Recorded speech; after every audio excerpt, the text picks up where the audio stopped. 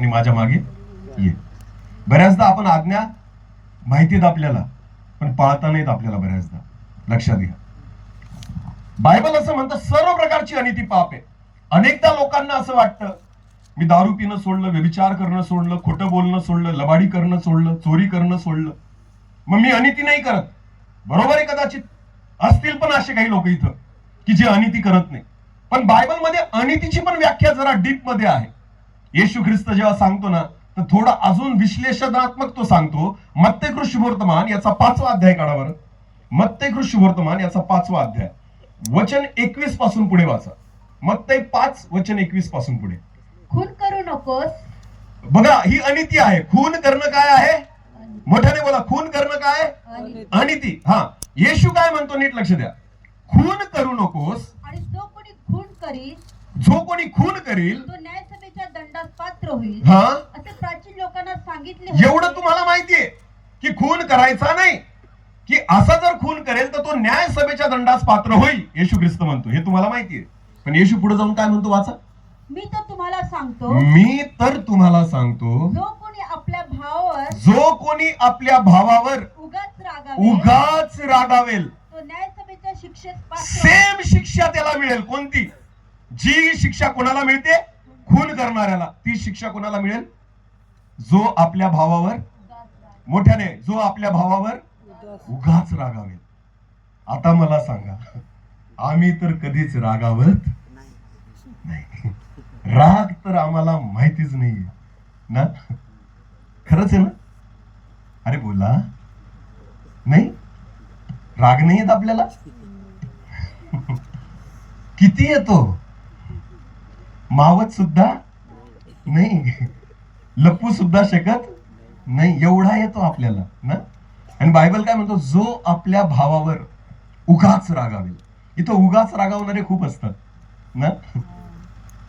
बाहेरचं टेन्शन आहे ना, घरी आल्यानंतर जेवणावर काढतात आणि मग बायकोला उगाच रागवतात. काय मीठ टाकलं जास्त, काय तिखट केली भाजी, तुझ्या हाताला तर चवच नाही. बाहेर वेगळंच काहीतरी झालेलं आहे, पण उगाच आता कुठेतरी संताप काढायचा ना, मग कुठं घरी काढायचा. उगाच रागावणं. बोला, उगाच रागावणं. काय वाटतं तुम्हाला, असे पाप आपण करत नाही का? अरे बोला, मग सर्व प्रकारची अनिती काय? पापच आहे. मग हा किडा तर सगळ्यांमध्ये ना. मग पश्चाताप करा ना, खरा पश्चाताप. मी नाही म्हणत, देवाचं वचन म्हणतं. कारण बायबल असं म्हणतं की खून करणारा जेवढा दोषी आहे ना, तेवढाच उगाच रागावणारा पण दोषी आहे. कारण नसताना राग करणारा पण तेवढाच दोषी आहे, देवाचं वचन म्हणतं. सेम शिक्षा प्रभू. मी नाही म्हणत आहे, हे येशू ख्रिस्त स्वतः म्हणतोय. मग विचार करा, न्याय कोण करणार आहे? येशू. बोला, न्याय कोण करणार आहे? न्यायाच्या सिंहासनावर कोण बसणार आहे? मग तुमचा कायदा नाही चालणार ना. कायदा कोणाचा चालेल? येशूचा. आणि कायदा त्याने ऑलरेडी लिहून ठेवलेला आहे. हालेलुया. तुम्हाला माहिती का, ज्या दिवशी प्रभू येशू ख्रिस्त न्यायाला बसेल ना, तो हातामध्ये दुसरं काहीच घेऊन नाही बसणार, तो हे वचनच घेऊन बसेल. बायबल स्पष्ट म्हणतं, तुमचा न्याय वचनाप्रमाणे होईल. बोला, कसा होईल? जे त्याने सांगितलंय ना, त्याच्या बाहेर तो न्याय करणार नाही. म्हणून असा विचार नका करू की काय फरक पडतो रागवल्याने. फरक पडतो, तेवढाच पडतो जेवढा खून करण्याने पडतो. हे मी नाही म्हणत, हे देवाचं वचन म्हणतंय. मग मला सांगा, जर आपण रागवतोय ना, तर मग पश्चातापाची गरज आपल्या सगळ्यांना आहे. पश्चाताप करा, कारण स्वर्गाचं राज्य जवळ आलेलं आहे. मग काय फायदा झाला माझा दर रविवारी चर्चला जाऊन?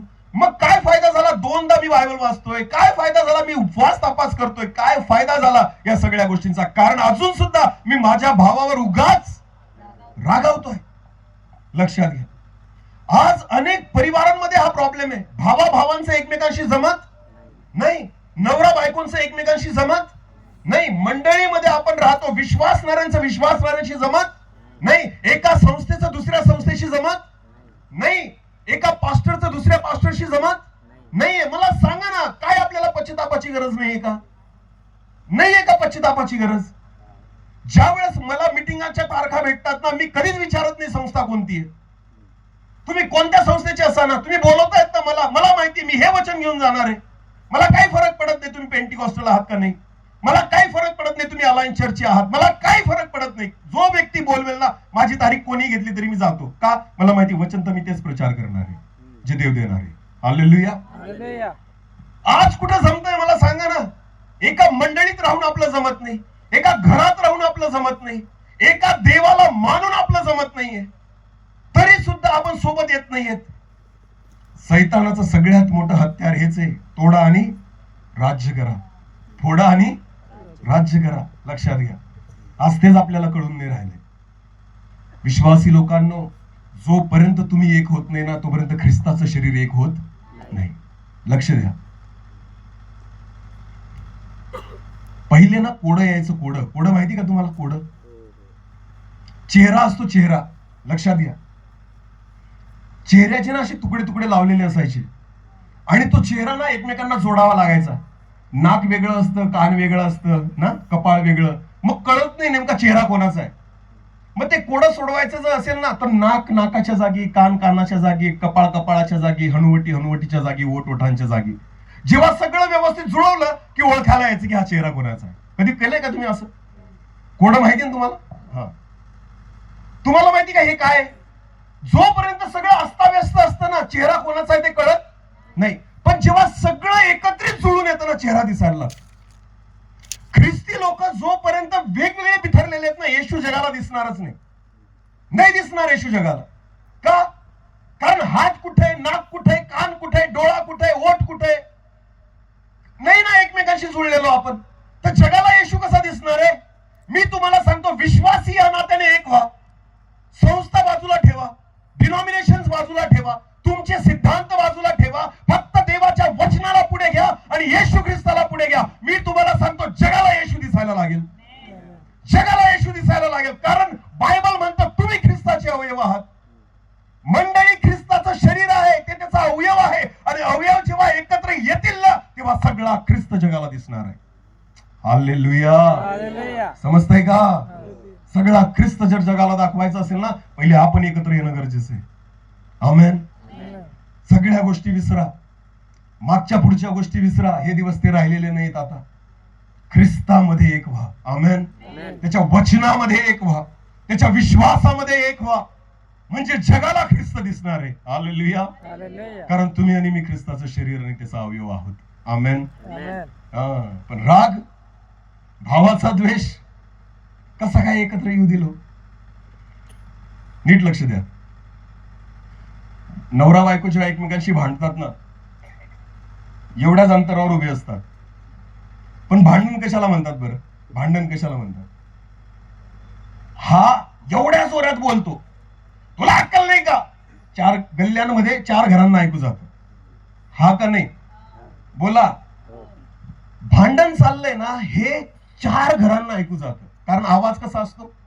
मोठा. बोला, आवाज तो मोठा का असतो? कशामुळे? प्रेमामुळे का रागामुळे? प्रेमामुळे का रागामुळे? कमी आवाजात बोलल्याने तिला नाही समजणार आहे का? समजणार नाही का? पण दोघं ओरडतात ना, दोघं ओरडतात आणि लगेच समजून जातं 4 घरांना की हे काय करतायत. तुम्हाला माहिती भांडणाचा प्रॉब्लेम काय? भांडण जे असतं ना, जेव्हा राग तुम्ही करतात ना, व्यक्ती 2 फुटावरच असतो, पण माणूस अंतकरणाने एवढा दूर होऊन जातो ना की त्याला असं वाटतं ओरडल्याशिवाय त्याला ऐकूच जाणार. त्याला वाटतं तसं रागामुळे. तो इतका दूर झालेला असतो मनापासून की त्याला असं वाटतं ना, ओरडून बोलल्याशिवाय याला ऐकायला जाणार नाही. म्हणून मग ओरडून ओरडून बोलायला लागतो माणूस. राग. बोला काय? राग.